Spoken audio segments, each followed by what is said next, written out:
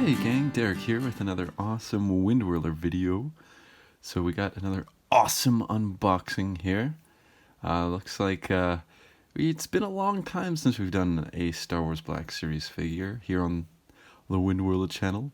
So it's just kind of cool to get back into this. Lately, it was a long stint there where I really didn't look much into Star Wars. I kind of put that one way on the back burner. I mean, I had a plan for a big alien crossover with Star Wars, and I still want to put that out. I'll probably put that out sooner than later now that I'm kind of back into it. But really what did it for me was this fan-made recreation of the Sequel Trilogy by a YouTuber named Prism. He uses like AI images and stuff and basically made an amazing version of what we could have gotten in the sequels, because I know it's very controversial. There's quite a few people that will still kind of defend the sequel trilogy. I mean, there's a lot of cool concepts for sure, but I think the execution and a lot of people were really upset. Even the people a part of it, like lots of interviews with Mark Hamill. You have him kind of questioning why the director chose to do what they did with his character, and there's just a lot of gripes, and we can get more into that in this video. But for now, we can kind of just take a look at these two here. The reason I have gotten these two particularly is because of Prism's video. So, if you guys want to go check that out before watching this review, because I'm gonna do a little spoilers on it, I'll put a link into his first. If the Force Awakens was awesome, that's his first video. So I'll put a link to that below, so you guys can take a quick look at that and jump back here. But that being said, spoilers now for this. He has Rey start off as a Dark Jedi in that, and it's a really cool twist on it. So I think we're going to start off with opening her first, and then we're going to get to Han Solo next. So let's just pop him aside. We're going to bring her front and center. Yeah, very cool. I mean, I was stoked that they, actually released the dark version of Rey, even though it was just like a little clip in the last movie there. But no, this is a really cool art piece for her, and it was a very interesting take to, depict her as a Sith apprentice to start off, and then have the switch, and then you get to have Ben switch in the movie as well, so you don't see all that shit happen off screen. It happens in the movie, which is what we want to see. We want to see the reasons why these characters go back and forth between good and dark. And so let's take a quick look here. So while searching for the Sith Wayfinder, Rey envisions her turn to the dark side wielding a double-bladed lightsaber. Her rage and immense power is frightening. Yeah, so that's the version that we got in the sequel trilogy, but the version that I'm kind of just, I can't get enough of. And I've watched the guy's video. He's done 3 of them, right? So it's all 3 of the sequel movies he's done a rewrite of, and he uses these AI images basically, which he uses these AI imaging, so you actually get these cool pictures. Some of them are on point, some of them are a little off wonky, but like for the most part, you get like good depictions of Han and Luke and Leia all hanging out together and stuff, which is another amazing thing that we just never got in the sequel. Was just getting the big 3 together, which is such a weird missed opportunity. And so that was nice to get to actually see that. And Rey is a pretty crazy antagonist to begin with, and she's got I don't know, he doesn't really say she has the double-bladed lightsaber in it, but can kind of pretend like that's what sort of went on. And this version of her is the dark version that I imagine we might see in that. It was just cool that they actually made this character. So I guess we're doing a painful part. We haven't done that in a long time. It's funny how Star Wars figures keep the window box, and then Marvel Legends was like, we're getting rid of it, and they call that a step forward. It's just so weird. But we're just gonna do this real quick. We have first impressions. Okay, sweet. So let's stick that back there for now. Okay. Okay. First impressions. Like I said, I haven't had a new Star Wars figure in some time, so this is really interesting. So a little bit of, yeah, a little rotation there. Oh, okay, some pretty decent flexibility there. The arms. Yes, okay, nice. You get more than just a 90-degree on the elbow. That's awesome. I really wish they would take the time. Like, you don't need to give them double jointed elbows if you just give them like a solid bend to just the one joint. Like this is perfect. You know, you can get her kind of pondering stuff. That is really good.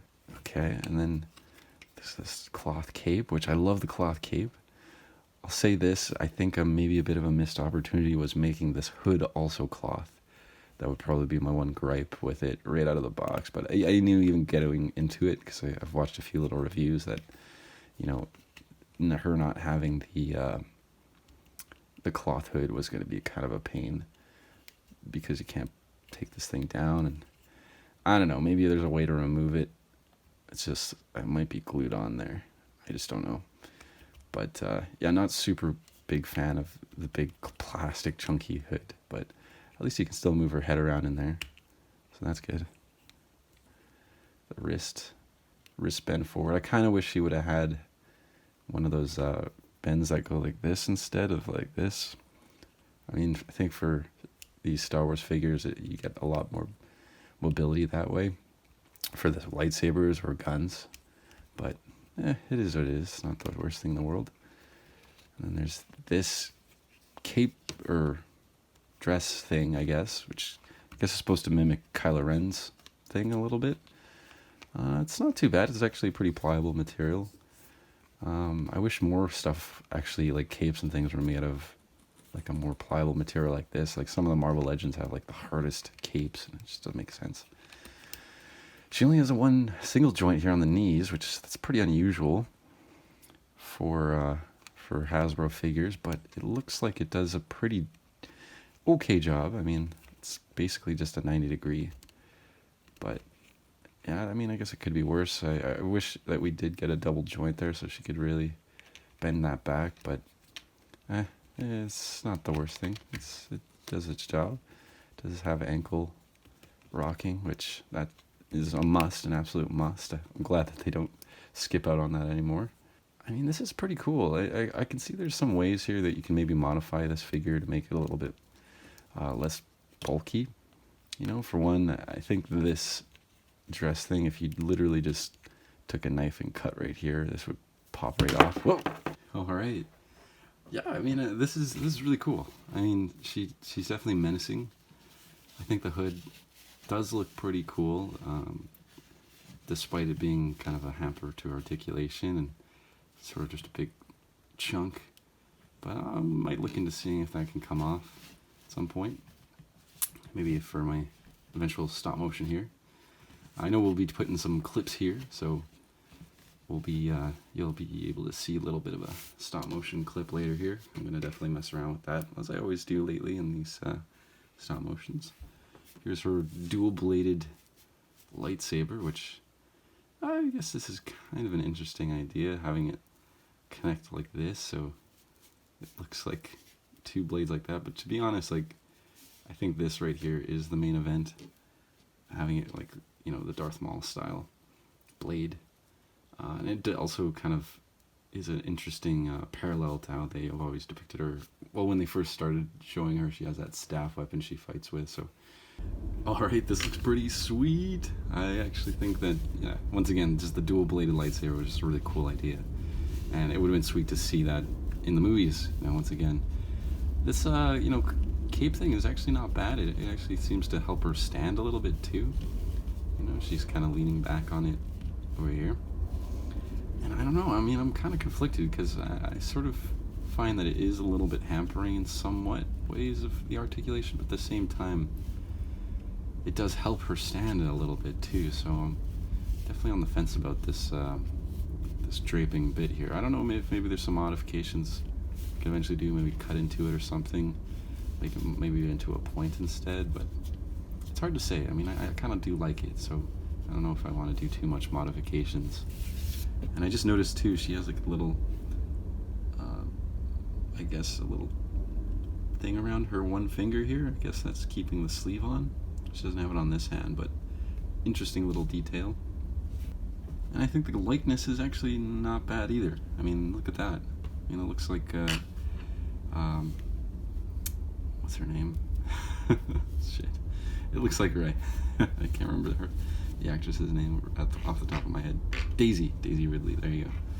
So they did a good job. I mean, she was a good choice for the character. I mean, I liked the look they gave her and everything. It's just, I think it came down to the end of the day. It was just, there wasn't a plan from beginning to end, and they should have had one person just orchestrating it all, but instead they had like, what we got was corporate Star Wars, cut and paste, sort of by the numbers. I think a lot of people feel that it's kind of disingenuous in what we got, just, you know, and I think that's why people look to the fan community, you know, for reconciliation, I guess. Like, that's the thing, is Prism's video was just cathartic to watch, because you're just like, wow, like, this is what we could have gotten. Like, this is like in another universe, this was the movie that was made. And I almost like, I kind of consider that my sort of sequel trilogy now, just because of the awesome depictions we had in it. Sweet. Now here is the dual lightsabers option, which I think that is very cool that we had that ability. You know, we can split these up, and it just makes me think, like, you know, how cool would it have been, like, you kind of give her that Darth Maul moment where maybe she uses this to start out, like, it's like, oh, she's got the Darth Maul blade, that's cool, and then at a certain point throughout the battle she like unhooks them like this, and then now she's like dual wielding it. Like, that would have been a really cool moment too to see in the series. And I mean, it's great to get that at least in this toy here. And I mean, there's a lot of stop motion ideas and premises I kind of want to mess around with these this cast of characters, you know, and maybe see what alternate versions I can come up with when it comes to the some stories, you know, set in the sequel trilogy, you know. Oh, another thing I wanted to mention as far as another little gripe here is you can't actually pull the lightsaber,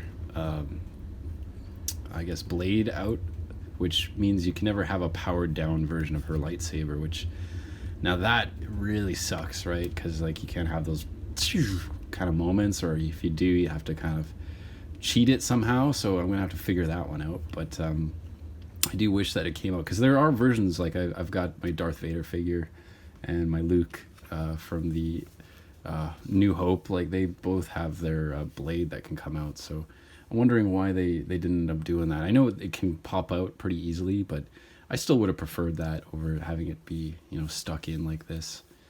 But it is what it is, man.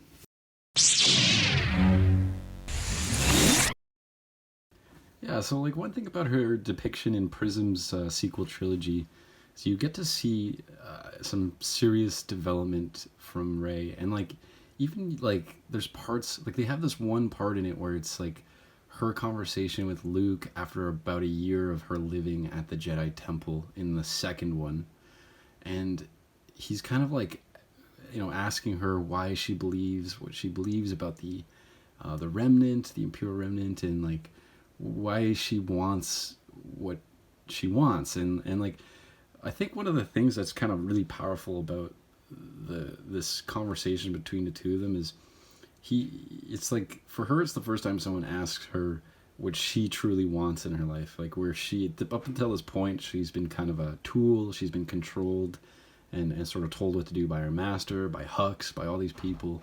And so you have a really cool moment here, which I think is like feminism, and if you want to try and make a message about something like that, I would say that phrasing it in a way like he did in his trilogy is actually a lot smarter and subtler and more realistic, where you have a woman who's been controlled her life, who finally is like someone who finally asks her what she really wants out of her life and what she wants to do with it, you know, and be given to her, you know, where And it feels like in the original one, like the actual Disney trilogy, or as I like to call it, the corporate the corporate version of Star Wars, like we actually don't see any much development from her. I mean, aside from like if it's like they hinted at it in the last movie a little bit, where she had a little bit of failure at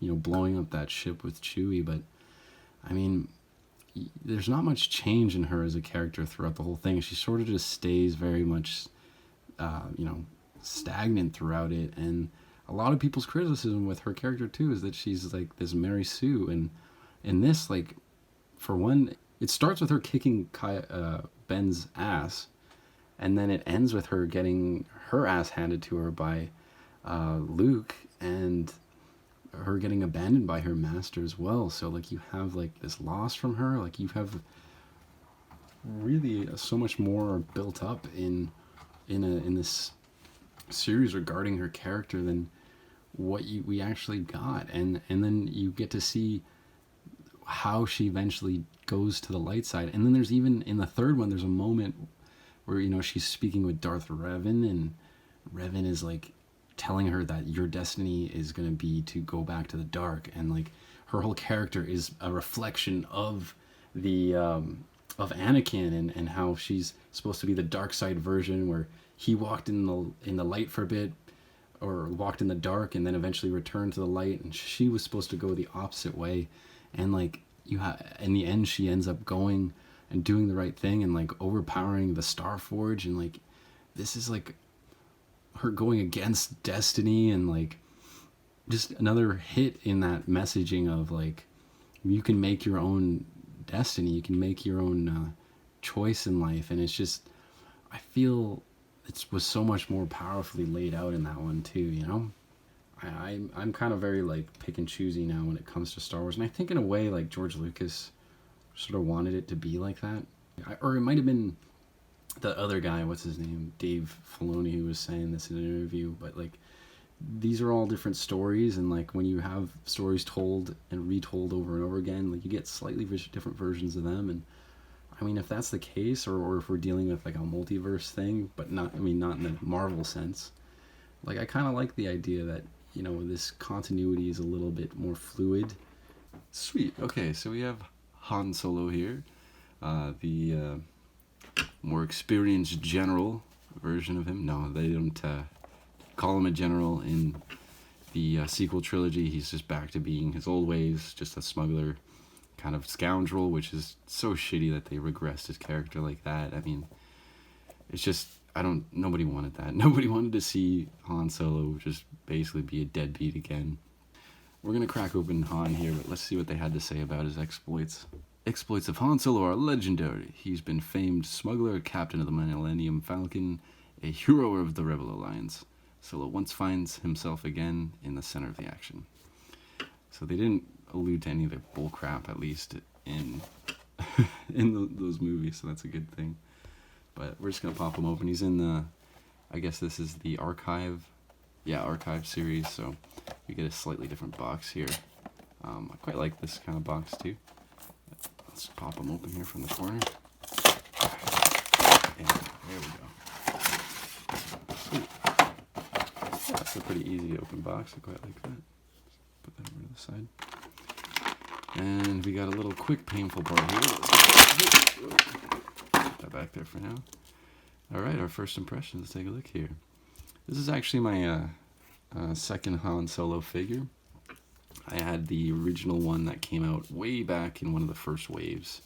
I can actually do a little comparison with him later here, but no, I mean, this is my second Han Solo. I mean, he's old school Han.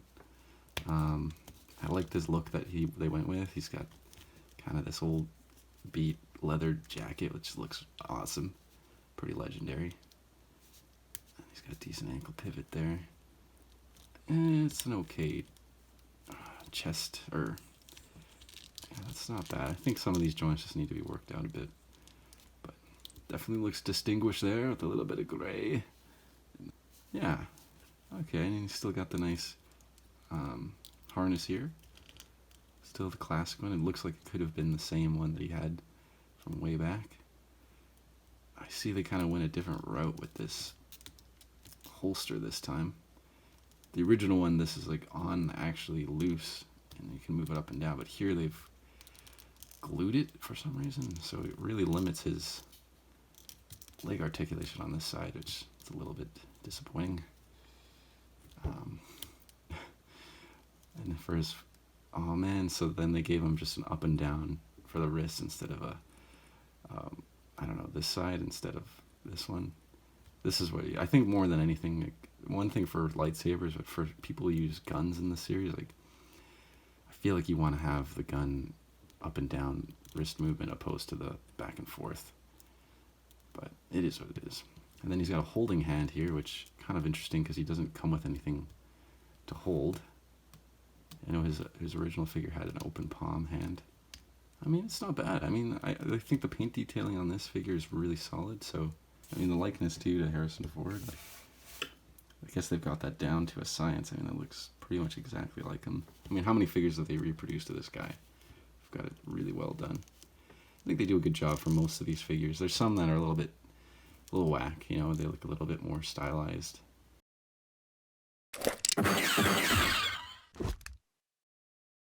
Sweet. So they do a different take on Han Solo's death scene in Prism's Star Wars remake, and it's a lot more impactful, I feel like, and you actually get a few characters there that you would want to be there to witness his death, to see their reaction. So obviously Luke's there, and Ben is still there, but it's not Ben that kills him this time, it's Rey. Rey throws her lightsaber at him, hits him directly in the chest, and it actually does kill him, which is a good thing. We did, apparently lightsaber to the chest doesn't do anything these days. It's like the ultimate Disney-ification of Star Wars, where mortal wounds are but a scratch. So it's really annoying. But no, this, she flings it at him and it goes through his chest, and it helps her escape when she's cornered by Luke and Ben.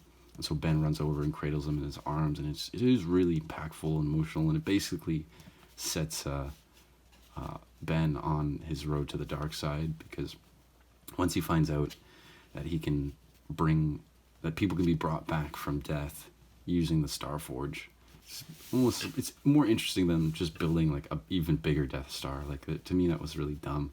But what you get from it is like unlimited resources, basically, and production. So it makes sense how they can make 100 different, Star Destroyers out of nothing, which they did that. So it's just cool how in Prism Star Wars, like, you get all the elements from pulled from the sequel trilogy, but it all just makes a lot more sense. Like, it just, you have one mind putting everything together, and it's just, when I think about it, like, in a way you wouldn't have his version of it without the terrible sequels.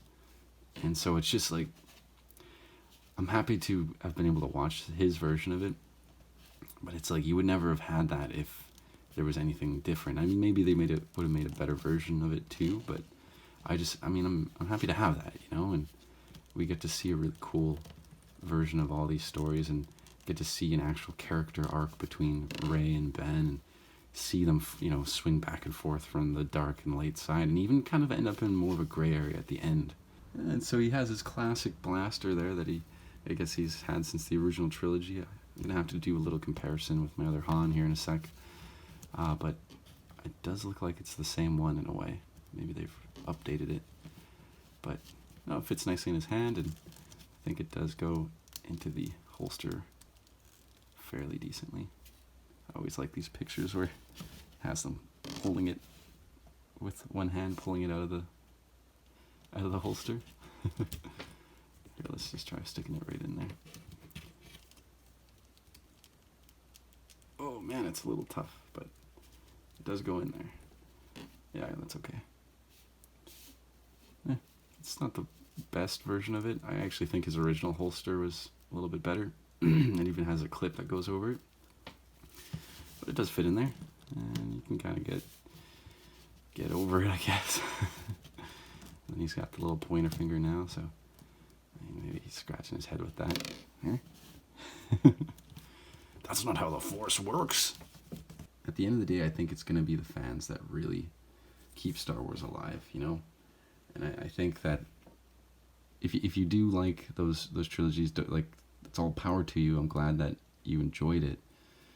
But I mean, people are gonna have their opinions on it, you know, and I mean, people are gonna be critical of storytelling, and I think more than anything today, we're getting a lazy version of these stories being told, and a very corporatized version of the, and it's basically strangling creativity and innovation. Like, we didn't really get much new stuff in those movies, and most of it is just, I guess, as Critical Drinker would say, it's just trying to promote the message, whatever that is, you know, like, just, it's just so odd, like, that they just don't respect escapism anymore, you know. You're not experiencing another world. You have to be watching something that is going to directly be, you know, telling you how to live in the real world, and it's just, I don't like that, you know. I don't think people like to be preached to. You want to show people examples that make sense. You don't want to just, you know, it just felt like the reasons that they did things wasn't because the characters need to do it.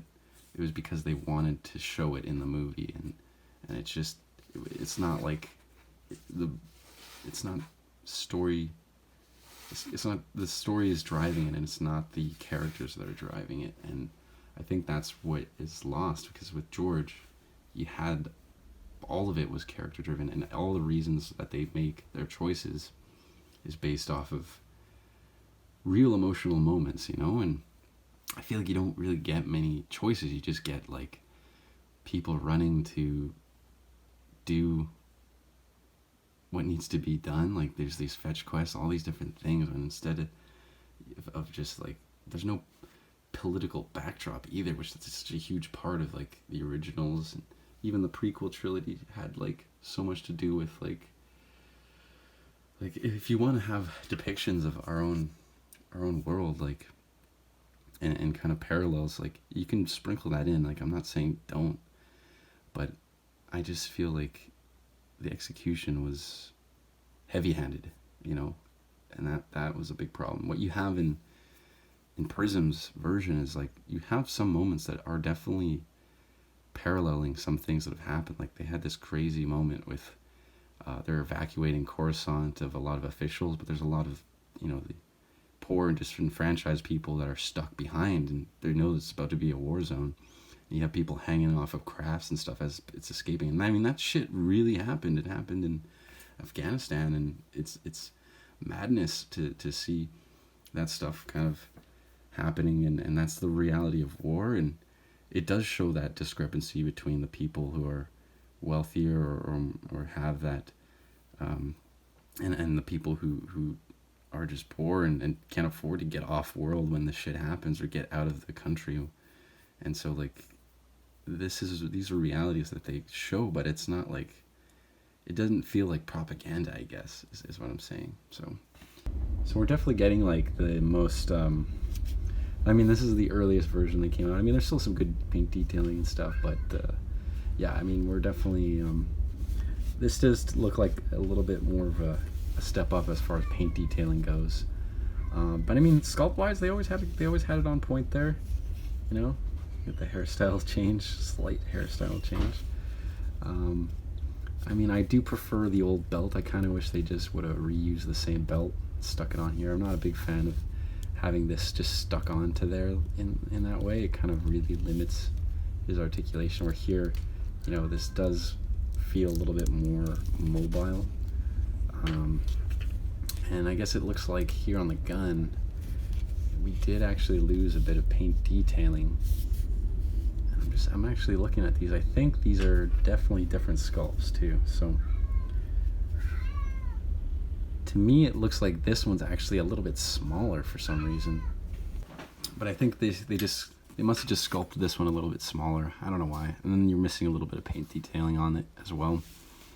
But I mean, as far as the character themselves, though, I mean,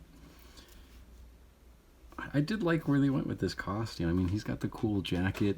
It's a little bit more reminiscent of his I guess the second movie look for him. Here, I mean, he wore the vest, and And I mean, these are kind of like captain pants, I guess. I don't know. But yeah, and we also get more of an open hand here.